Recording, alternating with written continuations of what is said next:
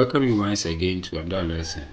This is a very important lesson, and I want you to try to understand this lesson. If you have any question with this, just let me know, because we are going to use this portion of code when you get to the advanced level, because it's very essential.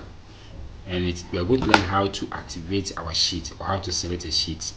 So when you get to the advanced, we start using the user form, and we want to send information from the user form to our data or our form.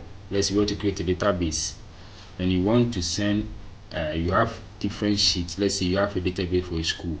For a school, you have the teachers database, you have the student database, and maybe you have your stock inventory, that the items in the school, the books and the others in the school.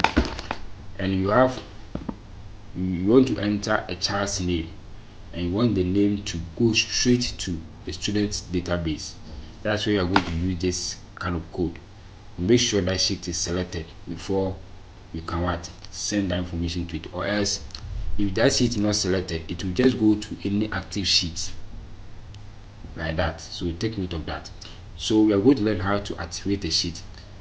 In a normal Excel workbook, if you want to activate a sheet, just go to the sheet tab and then just click on it.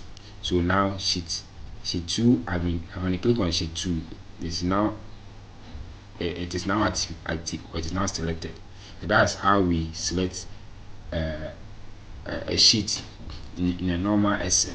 But in macro or in Excel VBA, you have a different way of doing it. So let's learn that one too. Okay, so now let's create a new subroutine. So let me create subroutine, new subroutine for this. So sheet, let me name it as sheet underscore activate. Okay, so with this, then first of all, you need to declare the sheet that you want to activate or you want to select. So we want to select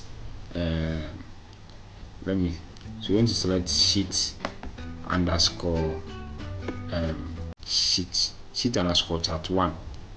Sorry, we want to select sheets. Of course, now currently sheet 2 is selected, so I don't want to use sheet 2 again. So you declare the sheet name, then you click on .activate. So either you use .activate or you use .select. Any of them will work for you. So let's use, okay, so let's check the spelling. Good. So let's change this chart 1. Okay, good. So now we are able to keyword. They all do the same thing. They do the same thing. So let's take note of that. So now let's step into it and see. Now currently active, or it's not now selected. So if you step into it, now you can see from the sheet that insert row column is now selected. Then if you step into, sorry, there's an error, so let's debug it. We will not bring the 1, so it's 1. Okay, then we step into it again. Chart 1 will now be selected. So that is how we select or activate a sheet. So take note of this. It is very important. So put this kind of code in mind. You can just write it somewhere and you're good to go. I'll end the lesson today here, and in the next lesson we're going to go deeper in Excel VBA. Thank you.